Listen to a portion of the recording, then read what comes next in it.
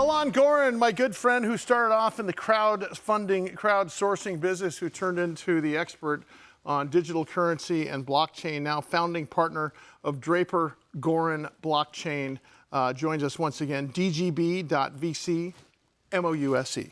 Thank you. Alon, what's up, buddy? It sings. Alon, we got to bring you out to a show. I can't wait. We've been together for like 15 years or something crazy. Honestly, I don't know. Truly, it's been at least 10. But the bottom line is, every time I look at Alon, I spend zero time on social because I don't have time. But I do. I find something else new about him. And you and your little one playing guitar together and doing music. I didn't realize you're a musician as well as an entrepreneur, as well as he looks like everybody who works on Menlo Park. I'm just looking at the Goldfinger flyer behind you. I'm just stoked that you're now playing with some of the bands I grew up listening to. So you got to come out with us at some point. They'd love to see you out there with the guys from Unwritten Law and what's the other one? Dragon Slayer? What's the other one? Zebrahead. Zebrahead. There you go. You're playing with the Vandals soon. Yeah. That's we're in Los one of our Angeles. faves. Yeah, you'll have to come to that LA show with us. We're going to play at the Palladium, where alternative rock was born. So anyway, hey, that's incredible. So 2025 was the year AI finally met blockchain. What's 2026? Is it continued, or is it where blockchain kicked AI out and said we're going to do it ourselves anyway? I think I think this is the year where people really start seeing the real capabilities of AI. I think all the movies and all the stuff we grew up watching are sort of happening in real life in front of our eyes. And all of this recent OpenClaw stuff, I don't know if you've been following, has just been incredible. And I think that is showing people that it's not just, going to take little content creation jobs or menial jobs from people. It will start doing meaningful tasks for families and for individuals.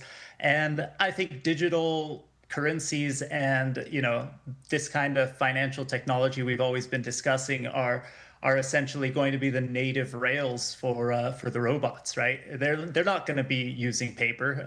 They're not going to be signing documents.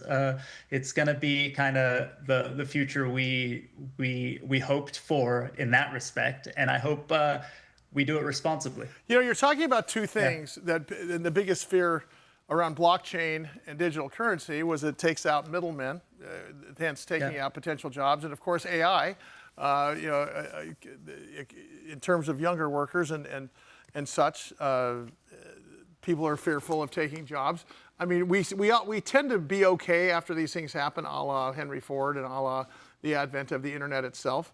But between blockchain and AI, does this disseminate an entire workforce that was counting on actually being in the brokerage sort of businesses? Maybe, but with every advancement comes new opportunities. And like you said, people thought that the assembly line and cars were going to really hurt us, but they just created new opportunities. And the internet was going to replace everything and do what it was going to do. There was a lot of doom and gloom, but it didn't do that. It created more and more prosperity and made the average, at least American, I think the quality of living higher. Now you can argue a lot of things regarding that, but I think AI will go a similar path. At least that's what I'm hoping. I think it has the power to do a lot of negative things, but in my job, I have to be a perpetual optimistic. I've got to meet entrepreneurs and wonder what happens if this goes right, not what happens if this goes wrong. And I think that it could create prosperity for a lot of people. It can free us from doing the things we don't necessarily love doing to spending time doing what we want to do. And, for some of us, that means making music, making art, and finding, some purpose. And for others, it'll mean something else. But, the menial and simple tasks that we didn't like doing are going to be quickly, taken by the robots, for lack of a better term. And that's a whole other subject. I don't necessarily mean physical ones, but also physical, Alon Goren is the founder partner of Draper Goren blockchain. Website is dgb.vc. Alon, stay with me here. The Guthrie kidnapping case. Obviously, the kidnappers have asked for Bitcoin as the ransom, and you hear about, oh, the purse has been accessed or the purse has been opened up.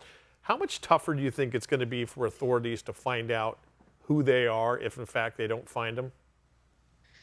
There are some ways in which digital currencies can be private, but none of them are more private than cash, right? Yeah. And, or a gold bar or something like that. There is a digital trail, and really, really smart people know how to follow that trail. Okay. And if those people do decide to, take it to somewhere to cash out and get dollars, there's usually a way to catch them. And when we were hosting our conferences, we would have law enforcement agents for the different agencies who were in charge of digital. And every single one of them at the time told us they would 100% of the time rather the criminals they're dealing with use digital currency over dollars. Gotcha. Because they have a digital trail to follow. I think that still exists. There are ways in which people hide them. There are these things called mixers and these tools that are generally illegal to use to try and hide. But it's still not it's still not foolproof.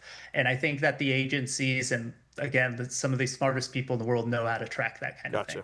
Do you think in terms of as institutions flood into the market with Bitcoin and Ethereum and ETF, just much like as you're talking about law enforcement and stuff like that, do you think this changes the position for you guys as a firm in terms of what you're going to be focusing on? Because obviously you guys were focused on blockchain-esque and digital currency-esque deals.